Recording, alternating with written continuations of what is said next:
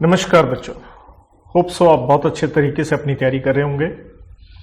आज इस छोटे से लेक्चर से मैं आपके साथ डिस्कस करने जा रहा हूं changes in ICI study mat. तो जो चेंजेस हैं ऑब्वियसली आने वाले जितने भी आपके पेपर हैं उसके लिए एप्लीकेबल होंगे स्टडी मैट के अंदर। नॉर्मली क्लास में मैंने लगभग करवाए भी थे, लेकिन एक बार आप इनको थोड़ा तवज्जो दीजिएगा। रीजन बड़ा सिंपल होता है, आईसीआई ने कुछ अगर चेंज किए हैं, एक तो संभावना आ जाती है कि उसके ऊपर वो शायद कोई प्रश्न पूछ लें। तो आप सबसे बेस्ट होगा आप अपने हैंड रिटन नोट्स जैसे मैंने पढ़ाया था उसी तरीके से मैं डिस्कस करने वाला हूं आपसे, ताकि कतई आपको कोई दिक्कत ना रहे। आप उसके अंदर जिस बच्चे ने कोई चेंज ना किया वो आराम से कर सके। तो सबसे पहले बिल्कुल हम ऑर्डर में चलेंगे, चैप्टर नंबर 1 के ऊपर आते हैं। दैट इज क्योंकि ये जो चेंजेस हैं ये बता दूं ऑब्वियसली ये कंपनीज एक्ट से रिलेटेड है, बाकी कुछ ऐसा नहीं है। तो चैप्टर नंबर 1 प्रीलिमिनरी में हम बात करेंगे ओपीसी के ऊपर। नो डाउट उसका रेड विद हम चैप्टर 2 भी पढ़ते हैं। एक हल्का सा चेंज ओपीसी के ऊपर, सिर्फ एक फॉर्म का चेंज है और कुछ नहीं है। जिसने फॉर्म नहीं याद किया उसको तो वैसे भी कोई टेंशन नहीं है। देखिए, हम ओपीसी में पढ़ते हैं कि भाई साहब आपको सक्सेशन क्लॉज या यूं कह लीजिए अपना एक नॉमिनी अपॉइंट करना होता है और उस नॉमिनी के हम लेते हैं रिटन कॉन्सेंट। तो यहां हम लिखते थे आईएनसी 3 में लेनी है। तो दरअसल आईएनसी 32 फॉर्म किसके लिए होता है? इनकॉर्पोरेशन। अब वो कंसेंट भी इनकॉर्पोरेशन के साथ ही हो जाएगी, मतलब उसी फॉर्म में आईएनसी 32, मतलब 3 जहां जहां पड़ा था कटता जाएगा। यहां 3 की बजाय क्या आ गया? आईएनसी 32। बिल्कुल अपने नोट्स में उसी तरह से जिसने चेंज ना किया हो प्लीज वो कर ले। इसके बाद क्योंकि जो आदमी नॉमिनी बना है वो अपनी कंसेंट विड्रॉ कर सकता है, तो जब विड्रॉ करता है आप नया नॉमिनी अपॉइंट करते हो। तो नया नॉमिनी अपॉइंट करते थे, पहले भी हम यही पढ़ते थे कि आईएनसी 3 में उसकी क्या लेनी है? Written consent. अब 3 नहीं, the answer will be INC 4। INC 4 के अंदर देयर आफ्टर ऐसे ही हम पढ़ते हैं कि अब कंपनी की ड्यूटी होती है कि आपका नॉमिनी चेंज हुआ है तो आपको रजिस्ट्रार को बताना होता है, राइट? तो हमें इंटीमेशन देनी होती है कि दूसरा नॉमिनी आ गया आईएनसी 4 में। तो वो जो रिटर्न कंसेंट आपने ली, मतलब जहां जहां 3 था वहां क्या करते जाओ? आप 4 करते जाओ। सिंपल सी इतनी बात है। सिर्फ एक जगह 32 हुआ, जैसे हमने नॉमिनी चेंज किया था। तो चेंज अगर आपने किया तो नया लाए तो उसकी रिटर्न कंसेंट लोगे। तो जैसे पहले आईएनसी 3 था, अब आप क्या लिखोगे? आईएनसी 4 लिखोगे। या जैसे हम कहते थे सोल मेंबर है वो अब मेंबर नहीं रहा, राइट? तो भैया नेचुरल है, जो नया मेंबर आएगा उसको अपना नॉमिनी अपॉइंट करना है। फिर से वही कि नए की रिटर्न कंसेंट आईएनसी 3 जहां होता था 3 को 4 कर दो। सिर्फ जब आप पहली बार अपना इनकॉर्पोरेशन कर रहे हो आईपीसी का, तो वहां पे 3 के बजाय क्या था? आईएनसी 32 था। बस ये हल्का सा एक चेंज, राइट? इसके बाद हम चलते हैं चैप्टर नंबर 2 के अंदर। हल्का सा इसी तरह से एक फॉर्म के ऊपर अपन बात करेंगे। Chapter 2 section 8 company NPO. तो उससे रिलेटेड हम पढ़ते होते हैं कि भाई साहब जब सेक्शन 8 कंपनी आप बनाते हो तो फॉर्म तो वही होता है आईएनसी 32, लेकिन आर्टिकल्स के लिए हम पढ़ते होते हैं आईएनसी 31। ये 31 अब कह लीजिए, यहां से काट दीजिए। ये आईएनसी 31 ऑब्वियसली एमसीए ने क्या कर दिया है? रिमूव कर दिया है, या यूं कह लो क्या कर दिया है? ओमिट कर दिया है। दूसरी बात, इसी सेक्शन 8 कंपनी में जब हम सीजी की डेलीगेशन की पावर पढ़ते हैं, पढ़ा तो वही है ये हमने, लेकिन फिर भी देखिए ढंग से, to ROC to RD. ROC को कौन सी पावर दी गई है? लाइसेंस इशू करने की, लेकिन रिवोक करने की डेलीगेशन की पावर आरडी को है। आर्टिकल्स ऑल्टर करने हैं तो आरओसी को है, लेकिन अगर मेमोरेंडम ऑल्टर करने हैं तो आरडी को है, या सेक्शन 8 से कोई और कंपनी बनानी है, कन्वर्ट करना है तो भी आरडी को है। और इधर एक आरओसी को है renewal of licence to old NPC, मतलब पहले से ही आप नॉट फॉर प्रॉफिट कंपनी बने हो, सिर्फ अपना लाइसेंस रिन्यू करवा रहे हो, राइट? तो बस ये हल्का सा चेंज, मतलब मेन है, आप लेके चलिए यहां से 31 हट गया। तो जब हमने मेमोरेंडम वर्सेस आर्टिकल भी पढ़ा था चैप्टर नंबर ऑब्वियसली 2 में, तो वहां से भी आप INC 31 को काट दीजिएगा। तो ये देखिए चैप्टर 2 में इनकॉर्पोरेशन वाला प्रोसीजर। तो जब हम कंपनी का इनकॉर्पोरेशन पढ़ रहे थे तो साथ में हमने ये सेक्शन 8 कंपनी से रिलेटेड, जैसे ये आर्टिकल्स INC 31 लिखा था, ये यहां से, इसे यहां से काट दीजिएगा। चैप्टर नंबर 3 पास, prospectus and allotment of securities, उसका section 29 public offer of securities a dematerialise form. ये कुछ हमें इसमें कुछ खास नहीं है, इसमें था rule number 9 and rule number 9A मैंने करवाया भी था, लेकिन आपको बता भी दिया था ये ICAI के स्टडी मैट में नहीं है, मतलब ये चीज आपको ऐसा याद करने की आवश्यकता नहीं है, लेकिन अगर हमने एक्स्ट्रा पढ़ा है that's good for you, right. लेकिन इसलिए जो चेंजेस आए हैं एग्जाम के लिए इंपॉर्टेंट हो जाता है, बिकॉज अगर आप RTP देखते हैं तो RTP में उन्होंने सेक्शन 29 के ऊपर क्वेश्चन डाल रखा है, तो जहां पे सिर्फ इतना सा जवाब दे रखा है उन्होंने, तो सिर्फ उसके हिसाब से क्या डिटेल नहीं है इन रूल की, बस उन्होंने सिर्फ रूल नंबर अपने स्टडी मैट में क्या है मेंशन किया है, मतलब ओनली रूल नंबर मेंशन, सिर्फ रूल नंबर मेंशन किए हैं, उसकी जो डिटेल है वो कह लीजिए उन्होंने वहां से स्किप कर दी है। इसी चैप्टर में सेक्शन 39 जहां हम MS एंड मैम पढ़ते होते हैं, minimum subscription, minimum application money, right, section 39 में वहां देखिए मैंने पहले आपको करवा रखा है सेबी रेगुलेशंस कि 90% होती है मिनिमम सब्सक्रिप्शन, राइट, और मिनिमम एप्लीकेशन मनी जब हम पढ़ते थे 5% ऑफ नॉमिनल वैल्यू और as specified by SEBI regulation, तो मैंने आपको पहले ही से बता रखी 25% ऑफ इश्यू प्राइस होता है। तो ये हमें थोड़ा ध्यान इसके ऊपर रखना है, क्योंकि इन्होंने स्टडी मैट में लिखा भी हुआ है, मैंने तो वैसे भी आपको पहले करा रखा था। देन जब हम रिटर्न ऑफ अलॉटमेंट 39 का 4 पढ़ते हैं, कंटेंट्स के ऊपर याद कीजिएगा, तो हमने इस तरह से ये 3 कैटेगराइजेशन करी थी, इशू फॉर कैश या कॉन्सिडरेशन अदर देन कैश, या जिसे हम कहते हैं non cash transaction. Bonus issue से रिलेटेड भी हमने पढ़ा था, ये उन्होंने स्टडी मैट से रिमूव कर दिया।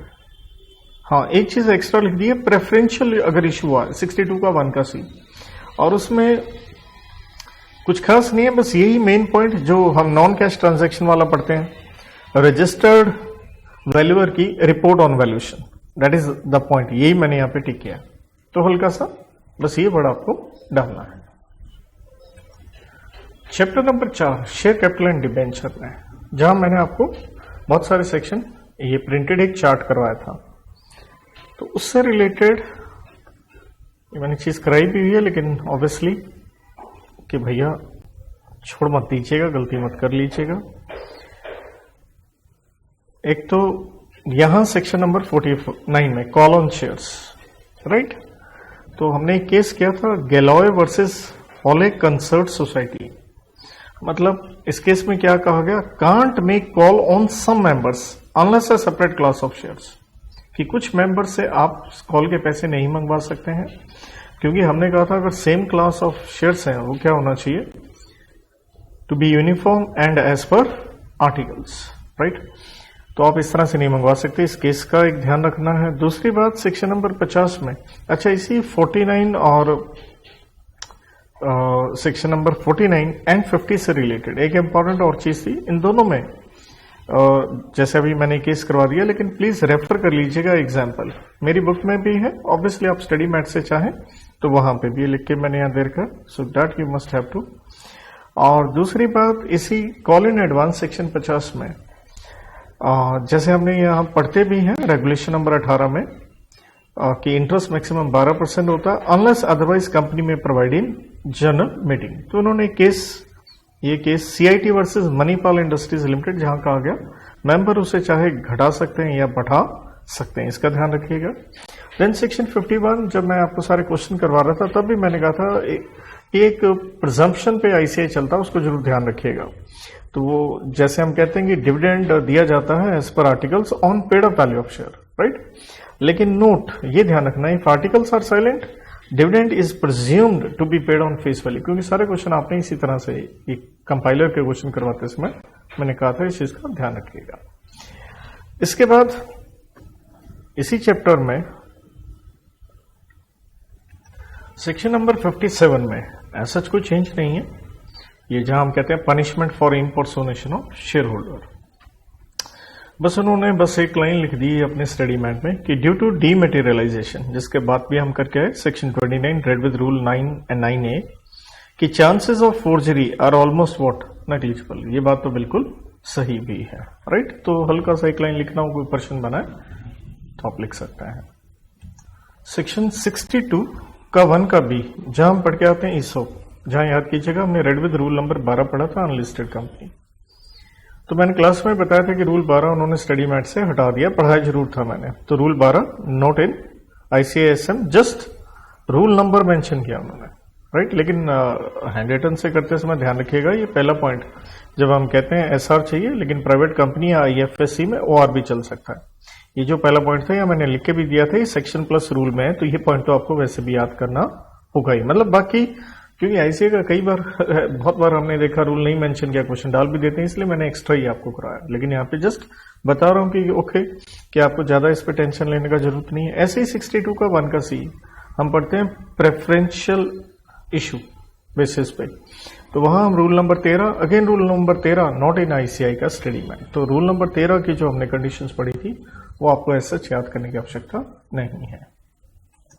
Chapter number 7 management and administration में सेक्शन 89, जहां हम बेनिफिशियल इंटरेस्ट या बेनिफिशियल ओनर की बात करते हैं, वहां पे इन्होंने सिर्फ आंसर में रूल का इंसर्शन किया। जब हम पढ़ते होते हैं कि कंपनी की जिम्मेवारी है, आपने रिटर्न फाइल करनी है ROC के पास MGT 6 में, तो बस उसको अब आपने ऑब्वियसली ये रेड विद रूल नंबर 9 सब रूल 4 से 8, तो बस ये एक चीज इन्होंने देखिए, वही चीज है, सिर्फ स्टडी मैट में कई बार रूल हटा देते हैं, डाल देते हैं, बस भैया हर बार नई किताब छापने को चलती रहे।